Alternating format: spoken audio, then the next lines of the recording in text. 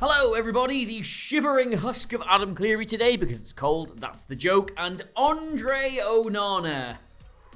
Oh boy. You've no doubt seen by this point he posted an absolute disaster class against Galatasaray in the Champions League, leaving Manchester United on the very cusp of elimination, and such a catastrophic performance was it, there is talk going into this weekend's Premier League fixtures that he may not even retain his place. And given he was signed as the supposed jewel in Erik ten Hag's tactical crown just a few months ago, that would be massive. So, dead simple question and dead simple video. Is Andre Onana, to paraphrase a shampoo advert, worth it? Alright, so when either I or anybody else talks about Onana being worth it for Man United, what do we actually mean by that? Well, in short, for Erik ten Hag to play the way Erik ten Hag wants to play, he needs to have a goalkeeper who can do the kind of things that Andre Onana can do. Last season, he did not. He had David De Gea, and thus they couldn't play like this. Ten Hag effectively wants 6 players involved in the build-up phase. That's why last season you saw Manchester United far more commonly in a 4-2-3-1. These 6 players here, they were responsible for receiving the ball out of the back, circulating it, inviting the opposition press on, and then playing the ball through those lines into the attacking players. They did not want David De Gea particularly involved in any of that if they could help it. They had to do it all themselves, and if it did go back to him, he would just pump it long and they would try and do something else entirely. And the main consequence of this is that the defense has to play about 5 or 10 yards further back than they would ideally like to, because they can't trust De Gea to take any sort of command in this area. That's where they needed to be. And straight away you can see there's now a huge disconnect between the attacking players, so naturally they have to play about 5 or 10 yards further back, and your whole team is nowhere near as far up the pitch as you would like them to be. So you go out in the summer, you get a goalkeeper like Onana who you can trust with the ball at his feet, who does understand the build-up and inviting the press on, and has the ability to break the lines himself with his own passes, and straight away he can now be playing roughly on this line. So your defense, they can all shuffle up. Your attackers, they can all shuffle up. Man United can play 10 yards, 15 yards further up the pitch when they are building up. And more importantly, because it's only 6 players you want doing this, you can have 2 number 8s, you can play a 4-3-3, you can have an extra attacker. And the consequence of this is because you are now further up the pitch and you have more bodies committed. The second part of Erik ten Hag's game plan is once you have broken the lines with this build-up, the entire team then pushes up. You play incredibly high so that when you do lose the ball in your opponent's half,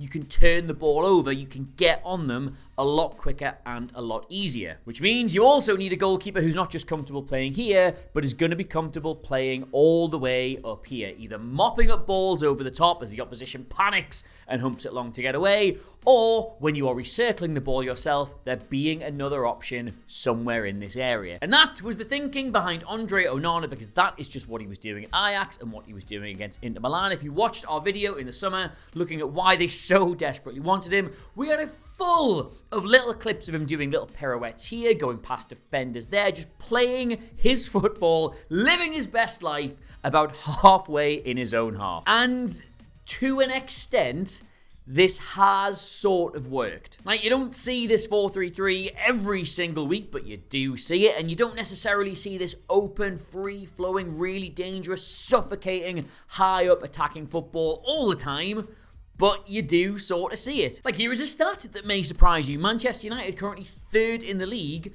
for the total number of high turnovers, for the amount of times they've won the ball back in the opposition's third. They're 1 high turnover this season behind Ange Ball at Tottenham, which is a system almost specifically designed to turn the ball over high up the pitch. And that is undeniably because of Onana's influence on this team. Like, Man United is so much better positioned to win the ball in this part of the pitch because A, they play so much further up because their goalkeeper enables them to do that, and B, they've got an extra player in this part of the pitch compared to last year because their goalkeeper is the one leading the build-up. So that holding midfielder that would have been there is now one of the 8 that is there. Direct attacks as well, which is something we talked about earlier in the week. Basically any sort of attacking sequence that starts in your build-up phase, so you're knocking it about, but then you get it quickly into the opposition's half, and then you either get a shot away or you get a touch in the box. Basically, you manage to do something from here that ends up here. They are 4th in the league for that, which is really, really good. Like, it's a stylistic thing. Not every team wants to attack that way. City are like right at the bottom of that stat because it's just not their style. They want to pass it around a lot more. But the teams that do really want to go for the jugular, that's how they play. And Man United are one of those teams, and they're doing really well at doing that. Doing really well at doing it. Good English. And the thing is, even using the Galatasaray game as an example, which is somewhere you would say he had an absolute nightmare, Onana was contributing really positively and really well to Manchester United's attacking play. And if you've only seen the highlights of this game, you might have missed this because you've got to rewind ever so slightly further than the clips were showing you. But Onana is directly responsible for 2 of Manchester United's goals. 2 of the goals they scored, I should clarify. Obviously, he was also responsible for 2 of the goals. His crisp packet hands just gently ushered into the back of the net. Anyway, watch this. For the first goal, they are playing it around the back, and while they are a lot deeper than they would probably like to be, you can see here, Erik ten Hag, he's got that 6-player setup with 1 midfield pivot and Onana in there. Galatasaray are squeezing, and eventually it comes back to Onana, who flights a really, really nice ball into McTominay in the midfield, and from there, they beat the press, they get turned, they get runners off the ball, they start the overload, and they score the goal. Again, for the third goal, Galatasaray are really squeezing them. They're pushing right up. They're going man for man.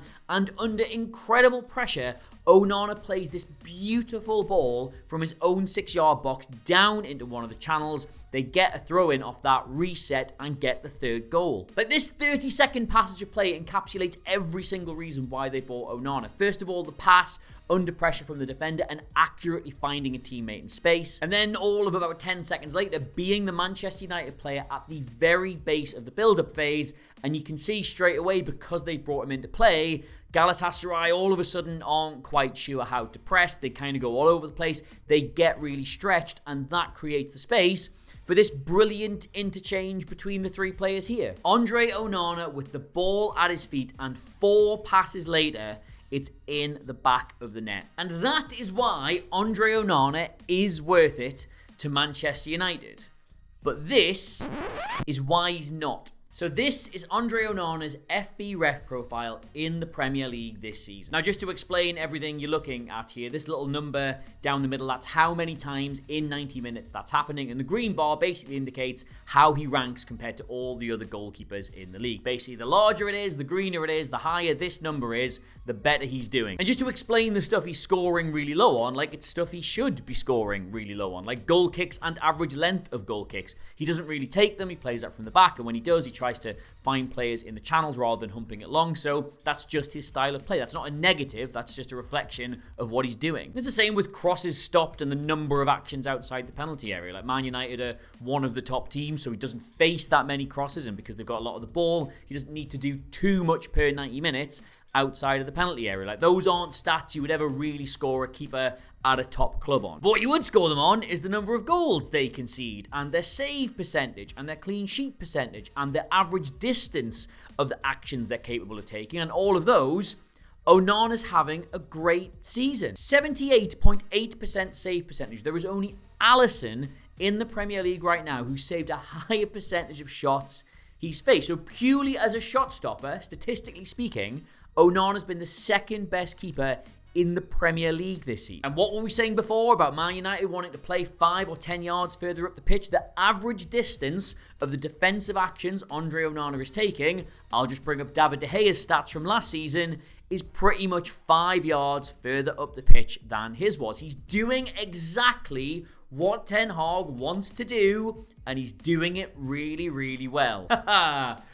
But this is the exact same set of statistics for Andre Onana in the Champions League this season. It is almost the exact opposite set of stats. Everything he's doing well in the Premier League, he is genuinely a liability for in the Champions League. His save percentage puts him in the bottom third of the entire competition, and this one stat at the top here, which is gonna take a little bit of explaining. That is, and if you just roll your eyes at this, I completely understand, that is post-shot XG, so the value of the chance after it's been taken, basically what is the probability a goalkeeper should save that, minus the amount of goals he's conceded. And from that number, when you calculate it over 90 minutes and divide it by all the number of games, you should either get a positive number or a negative number. If you get a positive number, then great. That means over the course of a season, the team should have been expected to concede a certain number of goals based on the chances that were had against them, but they didn't, because you were in goal, and that's really great, and you stopped all that from happening. But if you get a negative number,